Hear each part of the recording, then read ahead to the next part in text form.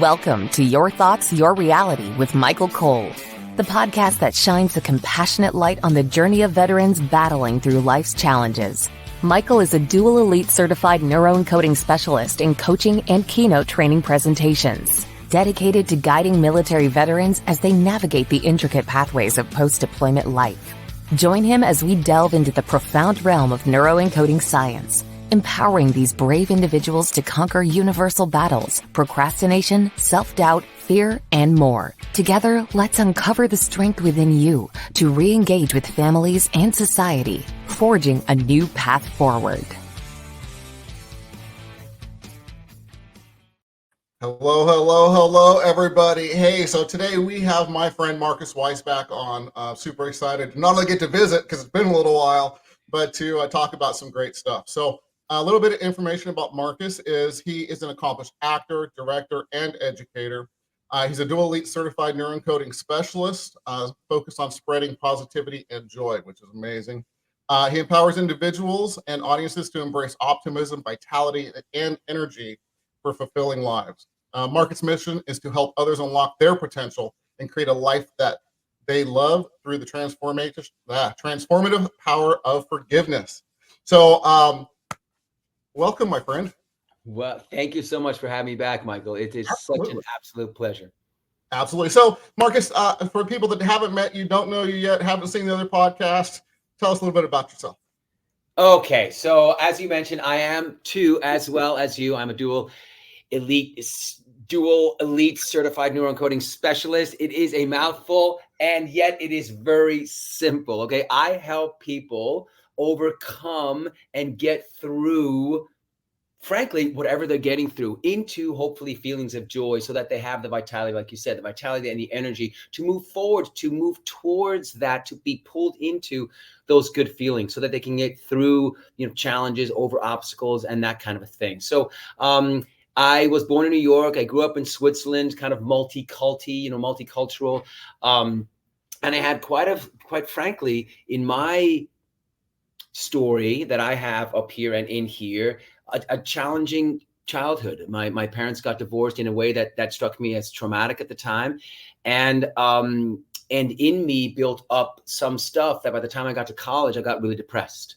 Mm-hmm. And in college, just all of it kind of like hit me in the face. And I became very ill physically. I became anorexic and battled depression in college. And I found at that time, going into the theater is where I found that I could change the script in my head, to change how I felt and sort of change what I did, which is what we talk about in neuroencoding, so that I would get different results. And on stage in college, it was the applause of the audience, right? And that was this kind of like, oh, the world is great, the world is okay. And I felt uplifted. Even talking about it, the hairs on my arm, because they're not up here, stand on end, because it was so great. I was like, yay, yay, yay. Except when I wasn't on stage, I was like, well, here I am, back to life. Back to life, and see this face. And it just kept, and over time, it wasn't until I discovered, frankly, neuroencoding, where I transferred the skills that I had in the theater into sort of real life. And I realized I could apply those same things. Yeah. And that really, in any moment, really any day of my life, I can choose to change that script that I have up here, so that I can show up in a moment and make it meaningful. And that's what's so important. Meaningful, Michael. Yeah. Whatever is meaningful to you.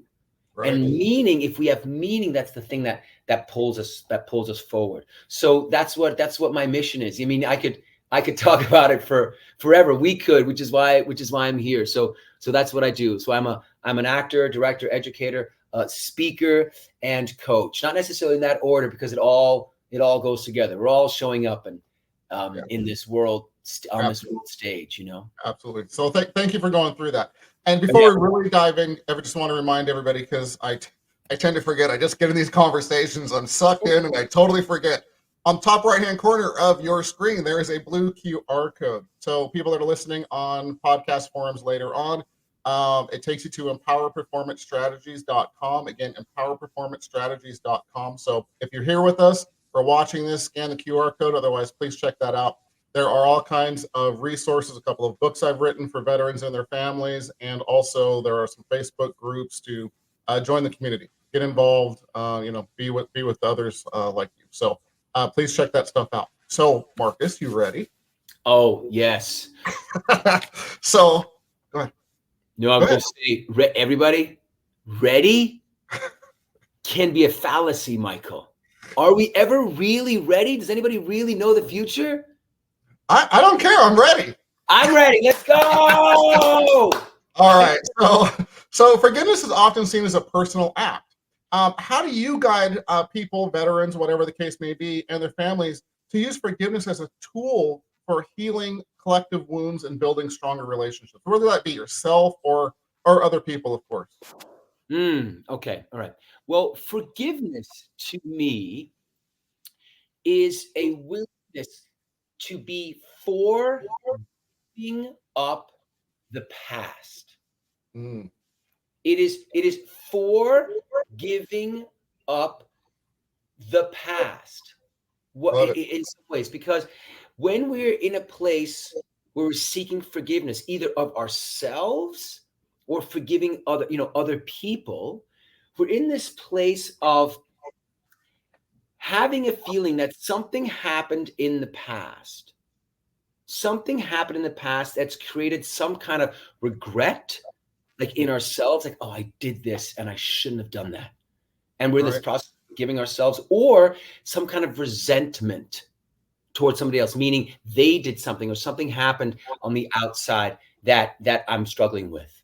Both regret and resentment have that same two letters in the beginning, which is which means which is also included in the word repetition, which means that we keep repeating that story in our heads about what we did or didn't do, or what somebody else did or didn't do, that created either regret or resentment. And so the key would be to, just like, as an actor, to step into, to have the curtain go up and we're stepping on stage into a new moment, into a new show, into something that has nothing to do with the past. When I, as an actor, step onto the stage, I leave my chores behind. I'm not thinking about my kids and soccer practice and all that, right? Because I'm in the moment of what's happening on stage. There's a totally different story going on. And so the key is, how do we do that? How do we essentially, you could describe it as letting go. Yeah. And at the same time, for me and those I work with, my experience has been that letting go is harder than it sounds. It sounds simple, and yet it tends to be hard to do. So what are the things that we can actually physically do, that involves, frankly, the body to move us into a new moment. And so for me, it starts with acknowledging what some resentments and regrets might be. Mm-hmm. So you might write them down, write a couple down, or write all of them down. You know what I mean? Whatever it is. If you have 5 minutes, take 5 minutes. If you have 2 minutes, take 2 minutes. I bet you can come up with something you regret or you resent in yourself or others. And then you pick the strongest one, the one that sticks out the most, And then, and this goes back to something we know, which is the stop technique, because we have to interrupt that pattern. We have to interrupt wanting to repeat that story of resentment or regret. So when we want to go to, now I'm thinking right now, I'm thinking about something that I'm still going through, that I still regret or almost resent. And yet, as a neuroencoding specialist, I know what to do. Well, good morning, Emily. Hi, Emily. So what do you do? What do you do? I stop right now. I interrupted the pattern of talking. So you interrupt the pattern now, and you don't wait until it happens, which means, just like an actor, I rehearse. That means I practice with commitment and emotion. I take that strongest resentment or regret. I have a seat, if you can. I have a seat, and I make myself feel that thing. What kind of level do you do that to, would you say? I wouldn't feel it at a 10. I would feel it at like a 7 or an 8 for two reasons. Number one, you don't have to feel it at a 10 in order to do this, because you're going to interrupt the pattern in a second. And if you do feel it at a 10, chances are you're going to start to wallow in it. And by that, I mean, you're going to stay in it because you're so used to staying in the regret or in the resentment. So as an actor, I'm embodying it as I speak. But it's comfortable for most people, right? And that's why they tend to stay there. They tend to stay in their comfort zone. So even if you were to start at a 5 or a 6, just to kind of start getting that feeling enough and then do the stop technique, it probably work just as well, yeah? Oh, it absolutely will. Thank you for bringing that up. Oh yeah, 5 or 6, even a 4. What you're doing, all you're doing really is indicating is just going there for a second, because you are absolutely right. You're going to want to stay in your comfort zone. And for those of us who are thinking, when we reference a comfort zone, it's like, what are you talking about? Regret and resentment doesn't feel comfortable. It doesn't feel comfortable as a feeling in the body and the mind. But what's comfortable about it is that we know something. We know we regret something. We know we resent something. And as human beings, our identity and what we know about ourselves is the thing that we gravitate towards the most, because the world is so uncertain. So many things have happened in life, and so many things continue to happen in the moment and will happen. The one thing we can hold on to is what do I know? Right. So the key is, how can we change what we know about ourselves? And this, what we're talking about, the stop technique, is an active way of doing that. So here we are sitting down, and at a 4, 5, like you said, think about that thing that you regret or resent the most. As soon as you feel it in there, as soon as you do, you stand up. If you can stand up. If you can't stand up, you sit up straight. If you can't sit up straight, you turn your head, do something. There you go. You do something to change your body position. In that moment, your brain is distracted, and your brain is like, what just happened? I thought I was just thinking about a resentment. And in that moment, you create a scotoma, which is this blank spot, a vacuum in your brain. It's distracted. It's like when a baby is crying and you go, those doctors online in a YouTube video, they pull out tissues and the baby is crying, and the baby stops crying because it's confused. So in that moment, your head is like a baby. It's empty, creating a vacuum. And in that moment, when you've created that, by changing your body position and saying, by the way, stop, literally say the word stop, because that's energy. It's making your body do something else. It's doing your mouth. Your mouth is doing something other than clenching. It's going stop. And in that moment, your brain wants something. It's that vacuum, that blank vacuum. And then you put something good in there. Very important that you put something good in there. You replace it. So you're replacing the resentment with something good. That moment of like, you're trying to associate going somewhere else with that thought. You're going to replace it. So you change, say stop, take a breath in, smile, and say something like, I am magnificent, or I am confident, something extreme, okay? Because you might as well, you're making it up. You get to put something in there. So you put something in there like, I am magnificent. And then you anchor it by going, yes. And you squeeze your fist. You say, yes. That's telling yourself, I did that. I did that. Yes. After that, last step, you take your own hand and you pat your back. And if you can't pat your back, you pat your chest or whatever it is, or you hug yourself and celebrate. Amen. Celebrate. You got to celebrate by going, yeah, or whatever it is, shake your body or just do something to indicate celebration.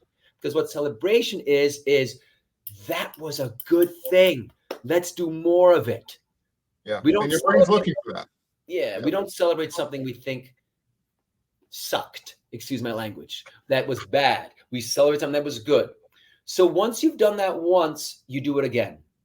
Absolutely. You sit down, you get to that feeling. As soon as you get that feeling, don't wallow in it. You want to rehearse, not wallowing. You want to rehearse defaulting, going automatically to the change body position, say stop, put a smile on your face, say I am magnificent, pat, pat, pat, and celebrate. And you do that 10 times in a row. And you do that for 10 days, twice a day. And it takes less than 2 minutes, really, each time. And so you're teaching yourself to essentially associate that image with going to feeling better. And once you feel better, you're going to want to move towards those feelings, towards those better feelings, because we're all aiming to move towards better feelings. Amen. Feelings that lift us. Yeah.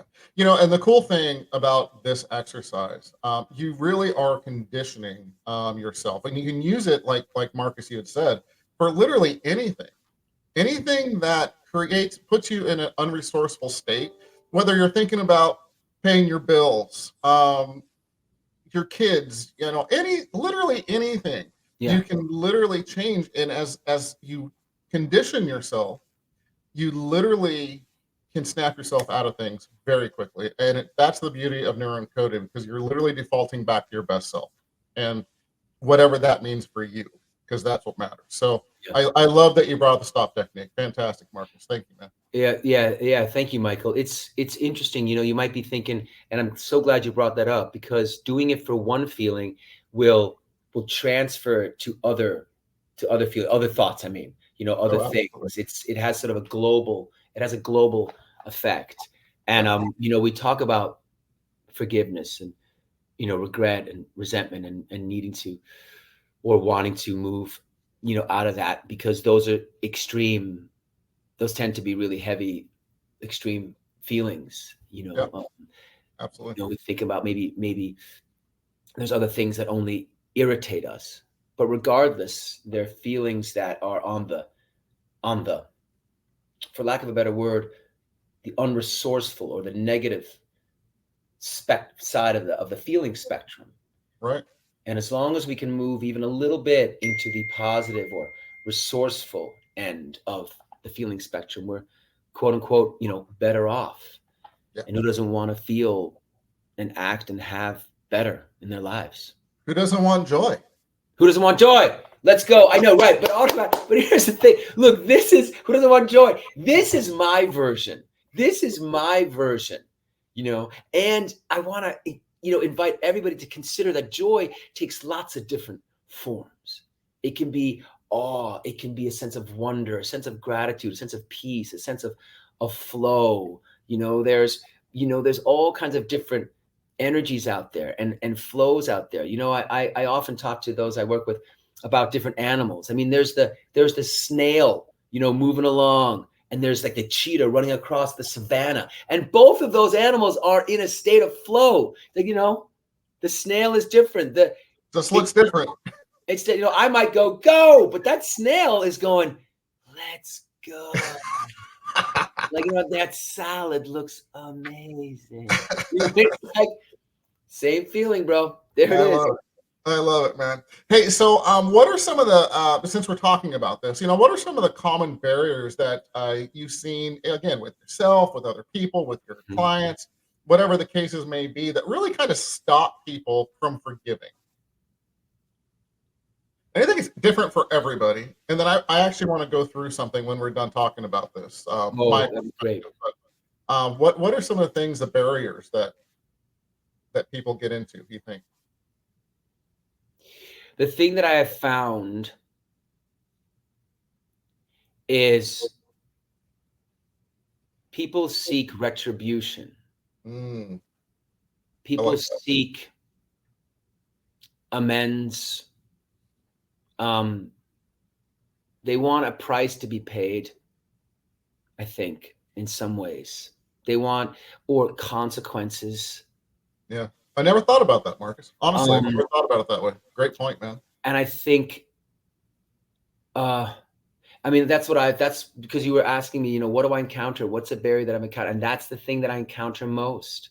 Yeah. Is that people sift through. I use the word sift through rather than struggle. Struggle implies that you're already telling yourself you're in that. And sifting through means that the sands of yourself, of you, can move through something. Yeah.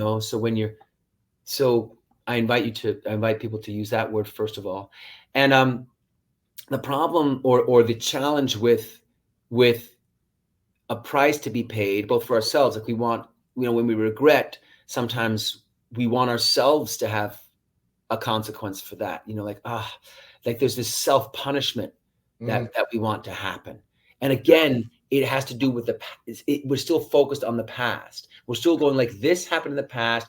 This is how much it cost me. This is how much retribution. This is how much revenge I need, or this is the price I need from you, and by you yourself. This is how much I need to be punished before I can move on. And yet moving on, and yet giving up the past, at a certain point, you have let it go. You can inch up to that diving board edge. Remember as a kid, and you can stand up there and punish yourself, or you can stand up there and think about the past. You can stand up there and think about all the things that it would take to jump. But in the end, that jump is a millimeter shift.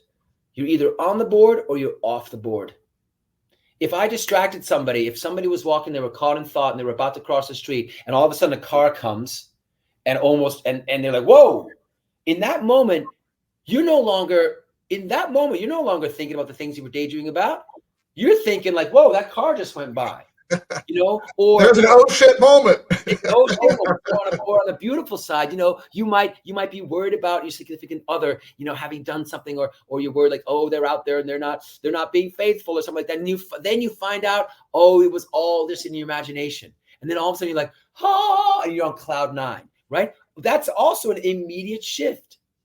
So that's been my thing. I work with people to release the need to seek retribution. I love that. To seek specific price, because you'll never know what that price is. Yeah. The whole concept of seeking retribution and the price can be a loop, an endless loop that you go through. It is. And not for yourself necessarily, but especially for other people. My wife, Susan, who's on here, she popped up a couple of times. Of course, she's always watching. She always, I don't know where she got it from. I just not sure, but she always says, you're drinking the poison and expecting the other person to die. Oh, yeah, right. And that's what it is, right? Yeah. I mean, you're literally, it just popped into my head because it's a reminder all the time of, you're just hurting yourself. You don't even know what's going on most of the time. No, and you're just hurting yourself because sometimes we have to forgive. Mm-hmm. Especially because the other person might not care.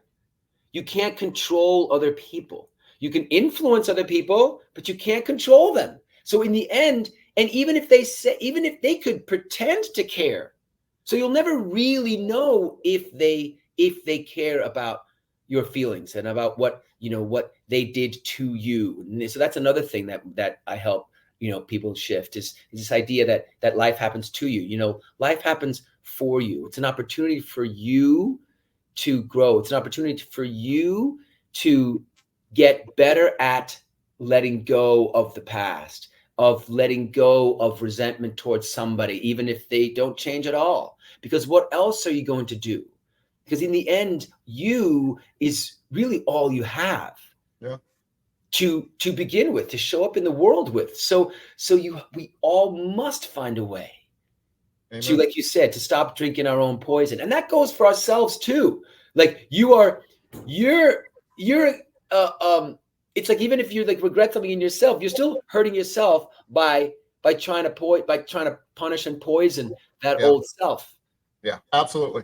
And it's funny how often, I'm not talking about ourselves necessarily, because again, your thoughts become your reality, right? So you can convince yourself anything you want to. So with other people though, I mean, how many times have I found out later on that somebody thought I was upset with them or something because of a text that I sent and I wasn't at all, right? I mean, how many times do you think that you've gotten upset about something and it wasn't the reality in the first place? It was just the way that you generalized the information, deleted the information, whatever the case may be. Like our brains naturally do to protect ourselves. How often is that? So I'm always going to say, have a conversation. If you're upset about somebody or something, have a conversation, then learn from the conversation, because otherwise it's just thoughts spinning in your head for the most part. And it's just drinking the poison. It is just drinking the poison. What do you do, Michael, when that conversation is difficult to have, or they're not willing, the other person's not willing to have a conversation?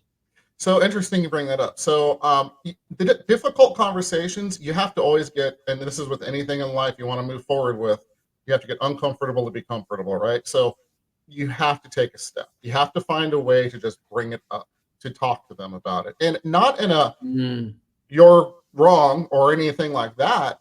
And you can do this with yourself too. Be curious, not critical, as Venu Keller always says, right? Mm-hmm. So if you are asking somebody from a good heart and not a aggravated, pissed off, whatever the case may be, hey, you, and you're just saying, hey, you know, this came up and I was just curious, it's going to be a whole different conversation. But you have to be brave enough, courageous enough to take that one step, dial that one number, set that one meeting, go have lunch, whatever the case may be. So it does take that second of courageousness to take one action. One action puts it all and starts the momentum in place. Take one action. So that's my advice there, man. And I love what you said, but not like, hey, you, because this finger is like a sword. And when you pull out that sword, what's the other person going to do? They're gonna bring up a shield, and they're gonna build armor around themselves. And the same thing goes for yourself. So have grace for yourself, and don't point the finger so hard at yourself, or that part of you is just gonna get defensive and just dig themselves into the trenches. But rather approach it with, hey, how do we move forward? Or how can we fix this? Or what can I do to fix this? Hey, this bothered me. I was just curious, you know, what that meant for you. Or, you know, again, going back to curiosity and not being critical. Yeah. Because it opens up a whole different conversation. Hey, I love you, and this really kind of bothered me, and I'm just curious, you know, what you meant by that. You know, I'm just trying to understand for myself. And the beautiful thing about anything that upsets you or anything bad in life, like you said, life is happening for us, not to us. It gives you the opportunity to learn from it. Mm-hmm. And if you learn from one conversation, guess what? That next tough conversation may be easier. Right. That's so great you just said that, Michael, because I was going to ask you, some of us, when we say it gives you an opportunity to learn and to grow, might be thinking, well, why do I want to learn and grow all the time? So that the next time something happens, you feel better in it. Absolutely. You get better at dealing with it. And it leads to a feeling of greater flow, of peace, and dare I say, joy. I knew that was coming. You knew it. Of course you knew it was coming. All right. Love you, brother. That was awesome. So, you know, one of the things that I want to get your feedback on this as well. And this is what I wanted to bring up. So, and we're almost out of time, but, you know, for me, and this goes for myself, this goes for other people. I always have, I'm not necessarily forgiving an act.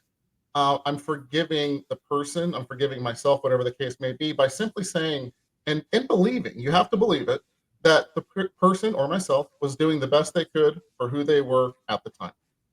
And I truly believe that for most people. And it's it really puts a different perspective for forgiveness for me. And I've used it for a long time. So what do you think about that? I think it's absolutely true.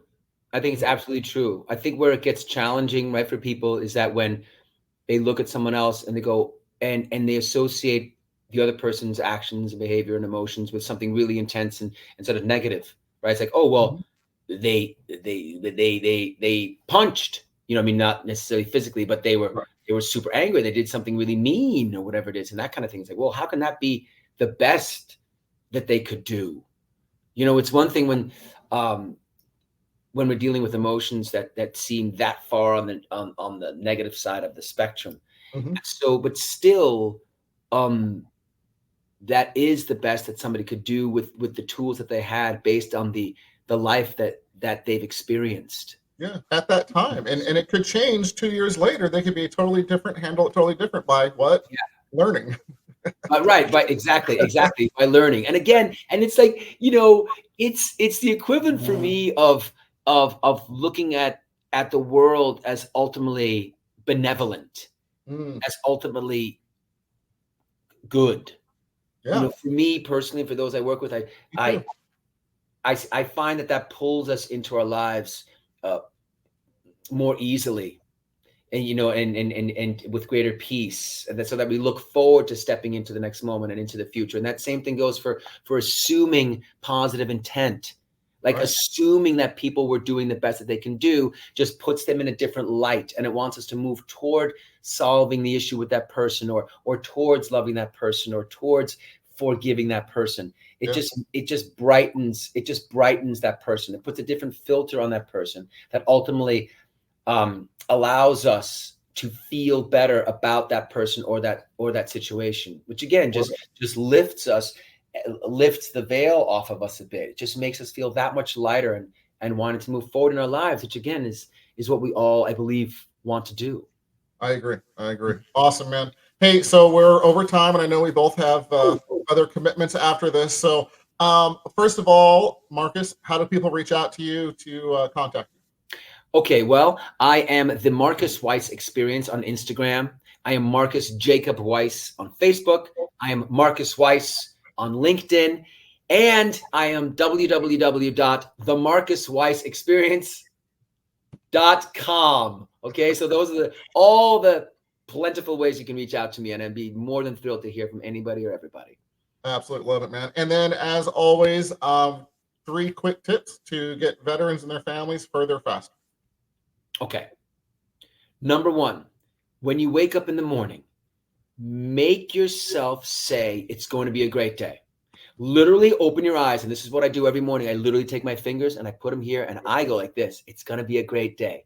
But even if you just put your hands here to remember this moment and go, it's going to be a great day, your brain will believe you in that moment.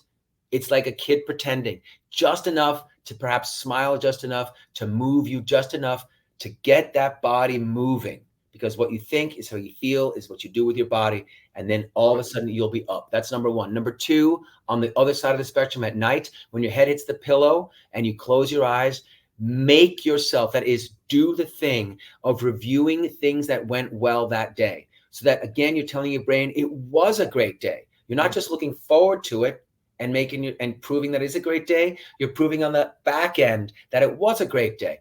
Anything and everything, set that bar low. I'll be the one to tell you, set the bar low, and then go to sleep on those grateful notes. And then throughout the day, catch yourself going to the negative side of the spectrum.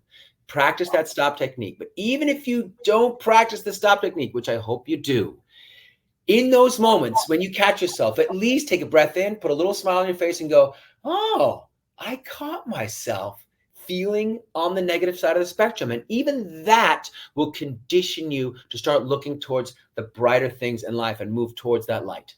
I hope that helps. Absolutely love those. And just remember, everybody, these are all choices. Yeah, man. Choose wisely to your life. Yeah. And these were fantastic tips, Marcus. Love you, brother. Thank you. As always, time, our most precious resource as human beings. Thank you so much. I'm honored that you came back and we got to spend some time together. So thank you, Mike. You're tremendous. I appreciate for the work you do. Thank you. Much love. All right, man. We are out of here. We're out. Thank you for joining us on another insightful journey of Your Thoughts, Your Reality podcast with your host, Michael Cole. We hope the conversation sparked some thoughts that resonate with you. To dive deeper into empowering your thoughts and enhancing your reality, visit empowerperformancestrategies.com. Remember, your thoughts shape your reality, so make them count. Until next time, stay inspired and keep creating the reality you desire. Catch you on the next episode.